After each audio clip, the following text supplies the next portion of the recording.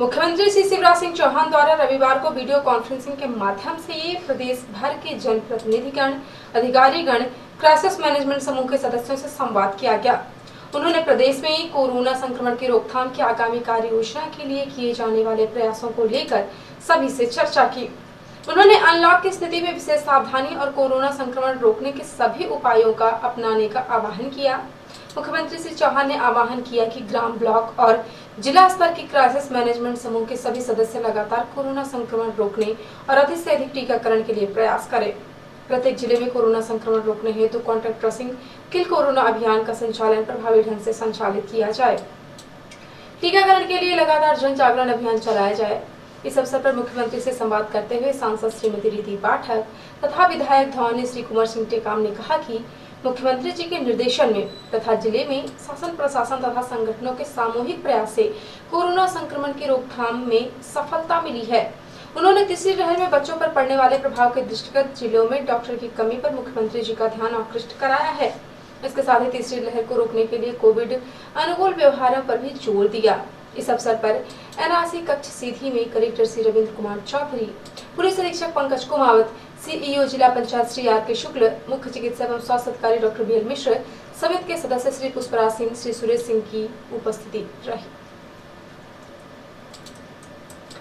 पूर्व नेता प्रतिपक्ष अजय सिंह ने एक विज्ञप्ति जारी करके कहा है कि आज से 13 साल पहले मुख्यमंत्री शिवराज सिंह ने बड़े दम्भ से लोगों को सपने दिखाए थे कि नए जिले सिंगरौली को सिंगापुर बनाऊंगा।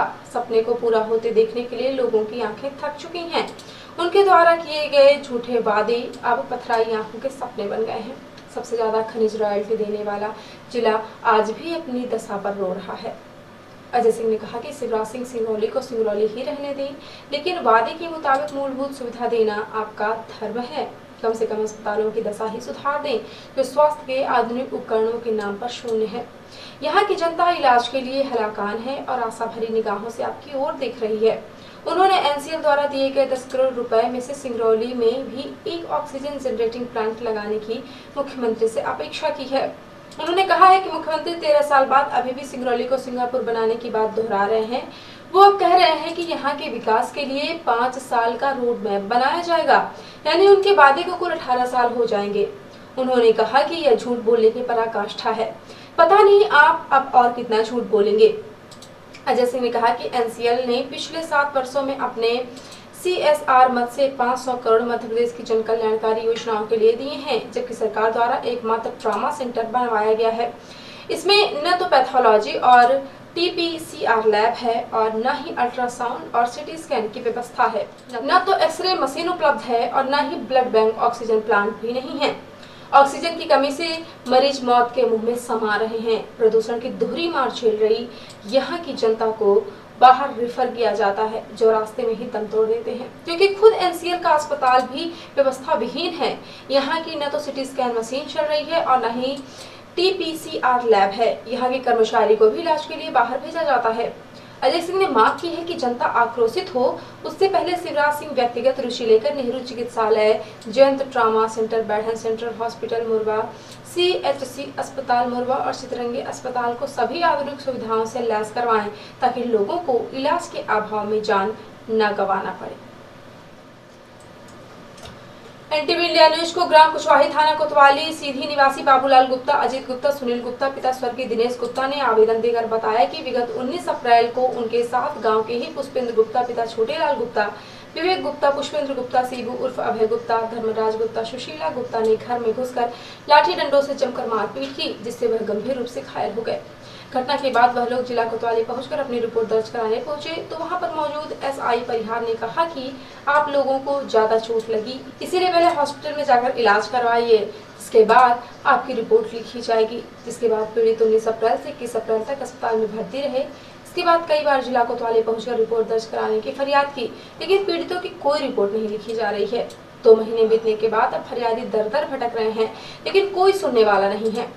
पीड़ितों ने भी जिला अस्पताल में भर्ती के दौरान अपनी फोटोग्राफ और आवेदन पत्र भी एनटीवी इंडिया न्यूज को दिए। यदि वह घटना सत्य है, फरियादियों का आरोप सही है, तो निश्चित तौर पर जिला कोतवाली पुलिस को इस मामले में जांच पड़ताल करके दोषियों पर तत्काल कार्यवाही की जानी चाहिए, जिससे पीड़ित जनता का भरोसा पुलिस पर बना रहे, वरना लोगों का कानून व्यवस्था और पुलिस से विश्वास और भरोसा उठ जाएगा। आम आदमी पार्टी नैनीताल जिलाध्यक्ष संतोष कबड़वाल, प्रदेश प्रवक्ता विधानसभा प्रभारी प्रदीप दुमका के निर्देश पर आम आदमी पार्टी के गांव-गांव कोरोना मुक्त अभियान के तहत शनिवार को आवागढ़ वार्ड के चार्टन लॉज कंपाउंड क्षेत्र में विधानसभा मीडिया प्रभारी मोहम्मद खुर्शीद हुसैन व नगर मंत्री मोहित राजपूत के नेतृत्व में तथा श्री कृष्णापुर वार्ड के वीर भट्टी में युवा नेता शान अख्तर, महिला नेत्री सुनीता सोनी व सनी के नेतृत्व में क्षेत्रवासियों को ऑक्सीजन लेवल, प्लस रेट व टेम्परेचर चेक किया गया और ऑक्सीजन लेवल सामान्य से कम आने पर तथा प्लस रेट सामान्य से अधिक आने पर चिकित्सकीय परामर्श लेने की सलाह दी गई। वहीं गांव-गांव कोरोना मुक्त अभियान के बारे में जिला महामंत्री देवेंद्र लाल ने बताया कि आम आदमी पार्टी ने निर्धन परिवारों में राशन वितरण किया है। आम आदमी पार्टी पूरे उत्तराखंड को कोरोना मुक्त करना चाहती है, इसीलिए यहाँ घर घर जाकर सैनिटाइज अभियान और लोगों को ऑक्सीजन लेवल चेक किया जा रहा है। ये अभियान कोरोना महामारी में उत्तराखंड को कोरोना मुक्त कराने में अपनी अहम भूमिका निभा रही है। प्रत्येक वार्ड में 100 से 150 लोगों के ऑक्सीजन लेवल की जांच की गई। इस मौके पर आवागढ़ वार्ड क्षेत्र में मीडिया प्रभारी मोहम्मद खुर्शीद हुसैन आजाद, नगर मंत्री मोहित राजपूत तथा कृष्णापुर वार्ड के वीर भट्टी क्षेत्र में युवा नेता शान अख्तर, सुनीता सोनी व सनी समेत कई कार्यकर्ता मौजूद रहे। हमारे रिपोर्टर हिमानी रौतेले ने बताया है कि उत्तराखंड में अब तक कांग्रेस को सबसे बड़ा सपना और करारा झटका लगा है। उत्तराखंड की नेता प्रतिपक्ष इंदिरा हंसे का दिल का दौरा पड़ने से निधन हो गया। मिली जानकारी के अनुसार उनको दिल का दौरा दिल्ली के उत्तराखंड सदन में पड़ा, जिसमें उनका निधन हो गया। उत्तराखंड कांग्रेस के लिए यह खबर बड़ी क्षति है। उत्तराखंड नेता प्रतिपक्ष 80 साल की थी, आयरन लेडी के नाम से मशहूर थी। उन्होंने राजनीति की शुरुआत उत्तर प्रदेश से की थी, जिसके बाद से उनका राजनीतिक सफर काफी चुनौतीपूर्ण रहा, लेकिन उसके बावजूद भी उन्होंने अपने जीवन में कभी हार नहीं मानी। उत्तराखंड की नेता प्रतिपक्ष इंदिरा हृदयेश के निधन पर राहुल गांधी ने भी दुख जताया है।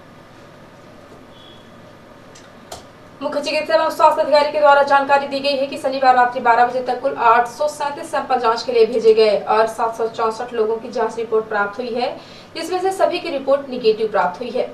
सीएमएचओ ने बताया कि कोरोना संक्रमण से व्यक्तियों को स्वस्थ होने के बाद शनिवार को 11 लोगों को डिस्चार्ज किया गया है।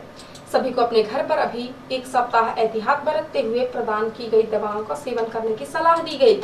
साथ ही सामाजिक दूरी, मास्क का उपयोग, बार-बार हाथ धोते रहने जैसी सावधानियां रखने की समझाइश दी गई है।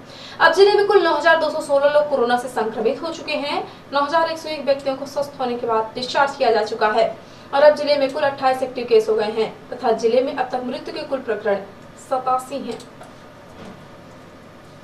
और अब पेश प्रादेशिक हलचल।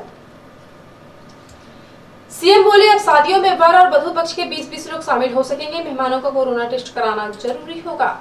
दिग्विजय का पलटवार। आरएसएस का पाकिस्तान को भाई बताने वाला 6 साल पुराना बयान पोस्ट किया। पूछा, क्या मोहन भागवत की भी जांच कराओगे? मुरैना में वन विभाग की गोली से युवक की मौत से गुस्साए गांव वालों ने वन विभाग की टीम को दौड़ाकर भगाया।